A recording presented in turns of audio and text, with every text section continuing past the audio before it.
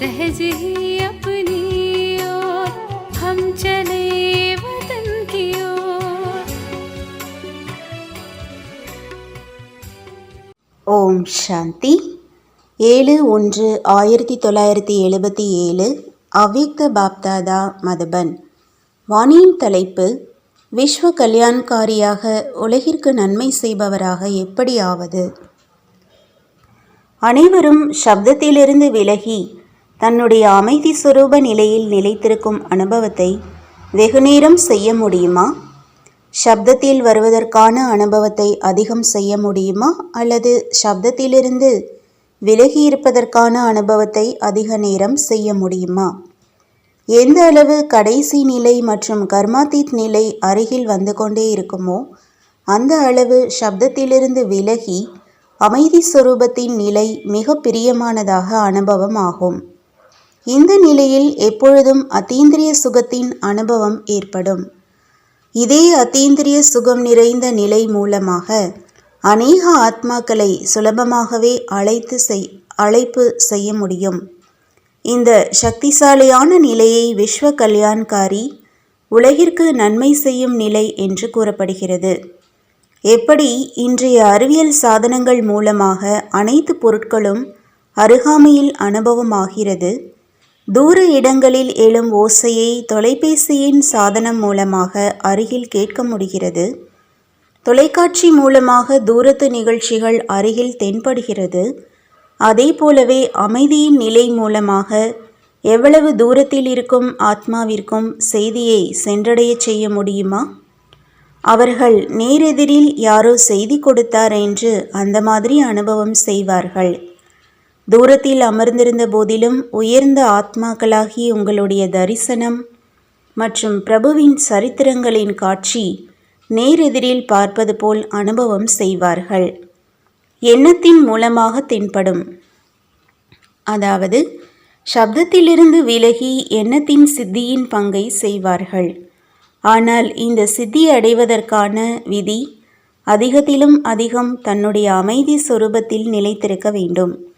எனவே அமைதிதான் தங்கம் என்று கூறப்படுகிறது. இதைத்தான் பொற்கால நிலை, அதாவது சத்யுக நிலை என்று கூறுவது. இந்த நிலையில் நிலைத்திருப்பதினால் குறைந்த செலவு அதிக பலன் அடைபவராக ஆவார்கள். நேரம் என்ற பொக்கிஷம், சக்தி என்ற பொக்கிஷம் மற்றும் ஸ்தூல பொக்கிஷங்களில் குறைந்த செலவில் அதிக பலன் அடைபவராக ஆகிவிடுவார். இதற்காக ஒரு வார்த்தையை நினைவில் வையுங்கள். அது எந்த வார்த்தை? சமநிலை. ஒவ்வொரு காரியத்தில், ஒவ்வொரு எண்ணத்தில் மற்றும் வார்த்தையில் உறவு மற்றும் தொடர்பில் சமநிலை இருக்கட்டும். அப்பொழுது சொல், செயல், எண்ணம், உறவு மற்றும் தொடர்பு சாதாரணத்திற்கு பதிலாக ஆன்மீகமாக தென்படும், அதாவது அதிசயம் நிறைந்ததாக தென்படும்.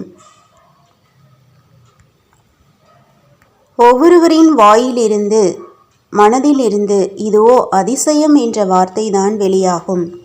நேரத்திற்கு தகுந்தாற்போல் தன்னுடைய முயற்சியின் வேகம் மற்றும் உலக சேவையின் வேகம் அதிகமாக இருக்க வேண்டும். அப்பொழுதுதான் உலகிற்கு நன்மை செய்பவராக ஆக முடியும். உலகத்திலுள்ள ஆத்மாக்கள் அதிகமாக தந்தையின் மற்றும் இஷ்ட தேவதைகளாகிய உங்களுடைய பிரத்யக்ஷதாவின் ஆவாகனத்தை அதிகமாக செய்து கொண்டிருக்கிறார்கள். மேலும் இஷ்ட தேவதைகள் அவர்களை குறைவாக ஆவாகனம் செய்து கொண்டிருக்கிறார்கள். இதற்கான காரணம் என்ன? தன்னுடைய எல்லைக்குட்பட்ட சுபாவம் சம்ஸ்காரத்தின் நினைவில் அதிக நேரத்தை ஈடுபடுத்தி விடுகிறார்கள். எப்படி அஞ்ஞான ஆத்மாக்களுக்கு ஞானம் கேட்பதற்கான நேரம் இல்லை, அதேபோல் அதிகமான பிராமணர்களுக்கும் இந்த சக்திசாலியான நிலையில் நிலைத்திருப்பதற்கான நேரம் இல்லை. எனவே ஜுவாலா சுரூபம் ஆவதற்கான அவசியம் இருக்கிறது. பாப்தாதா ஒவ்வொருவரின் குடும்பத்தை பார்த்து எவ்வளவு மிக அதிகமாக பிஸியாகிவிட்டார்கள் என்று புன்முறுவலிட்டு கொண்டே இருக்கிறார். மிக அதிகமாக பிஸியாக இருக்கிறீர்கள்தான் இல்லையா? உண்மையான நிலையில் எப்பொழுதுமே ஒரு வேலையும் இன்றி ஃப்ரீயாக இருப்பீர்கள். வெற்றியும் இருக்கும், மேலும் ஃப்ரீயாகவும் இருப்பீர்கள். எப்படி அறிவியலின் சாதனம் பூமியில் அமர்ந்து கொண்டு ஆகாயத்தில் சென்றிருக்கும் இயந்திரங்களை கட்டுப்படுத்த முடிகிறது, எப்படி விரும்புகிறார்களோ எங்கு விரும்புகிறார்களோ அங்கே திருப்ப முடியும். அதேபோல் அமைதியின் சக்தி சொரூபம் இந்த சாக்கார உலகத்தில் உயர்ந்த எண்ணத்தின் ஆதாரத்தினால் என்ன சேவை விரும்புகிறீர்களோ, எந்த ஆத்மாவின் சேவை செய்ய விரும்புகிறீர்களோ அதை செய்ய முடியாதா? ஆனால் அவரவர்களின் குடும்பத்திலிருந்து விலகி, அதாவது விலகியவராக இருங்கள். அனைத்து கஜானாக்கள் என்னென்ன கூறினோமோ அவற்றை தனக்காக இன்றி உலக நன்மை காரியத்திற்காக உபயோகப்படுத்துங்கள். இப்பொழுது என்ன செய்ய வேண்டும் என்று புரிந்து கொண்டீர்களா? சப்தம் மூலம் சேவை, ஸ்தூல சாதனங்கள் மூலமான சேவை மற்றும் சப்தத்திலிருந்து விலகிய சூக்ஷ்ம சாதனம் எண்ணத்தின் உயர்ந்த நிலை மற்றும் எண்ணத்தின் சக்தி மூலமாக சேவையின் சமநிலையை பிரத்யக்ஷ ரூபத்தில் காண்பியுங்கள். அப்பொழுதுதான் விநாச முரசு ஒலிக்கும். புரிந்ததா? திட்டங்களை அதிகமாக உருவாக்கி கொண்டிருக்கிறீர்கள். பாப்தாதாவும் திட்டத்தை கூறுகிறார். சமநிலை சரியாக இல்லாத காரணத்தால் அதிகமாக உழைக்க வேண்டியதாக இருக்கிறது. முக்கியமான காரியத்திற்கு பிறகு ஓய்வும் எடுக்கிறீர்கள்தான் இல்லையா? கடைசி திட்டத்தில் கலைப்பற்ற நிலையின் அனுபவம் செய்வீர்கள். நல்லது.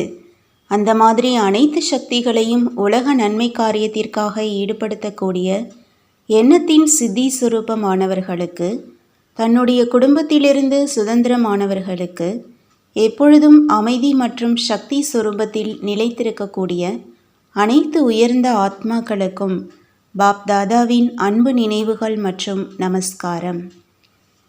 டீச்சர்களுடன் தனிப்பட்ட சந்திப்பு.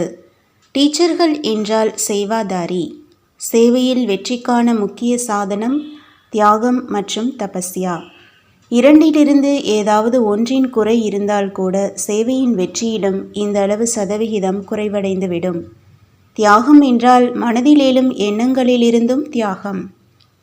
சூழ்நிலை காரணமாக அல்லது மரியாதையின் காரணமாக நிர்பந்தத்தில் வெளிப்படையாக தியாகமும் செய்துவிடுவார்கள். என்றாலும் எண்ணத்தினால் தியாகம் செய்யவில்லை. தியாகம் என்றால் நிர்பந்தமின்றி ஞான சுரூபத்தினால் எண்ணத்திலிருந்தும் தியாகம். அந்த மாதிரி தியாகி மற்றும் தபஸ்வி என்றால் எப்பொழுதும் தந்தையின் அன்பில் ஐக்கியமாகி அன்பு கடலில் மூழ்கி இருக்கக்கூடிய, ஞானம், ஆனந்தம், சுகம், அமைதியின் கடலில் மூழ்கியிருப்பவரைத்தான் தபஸ்வி என்று கூறுவோம். அந்த மாதிரி தியாகம், தபஸ்யா உள்ளவர்தான் சேவாதாரி என்று கூறப்படுகிறார். அந்த மாதிரி சேவாதாரி தான் நீங்கள் இல்லையா? தியாகம்தான் பாக்கியமாகும். தியாகமின்றி பாக்கியம் உருவாக முடியாது. இதைத்தான் டீச்சர் என்று கூறுவது. அப்படி பெயர் மற்றும் காரியம் இரண்டும் டீச்சரினுடையதாக இருக்கிறதா? வெறும் பெயர் மட்டும் டீச்சரினுடையது அல்ல. டீச்சர் என்றால் பதவி இல்லை, ஆனால் சேவாதாரி.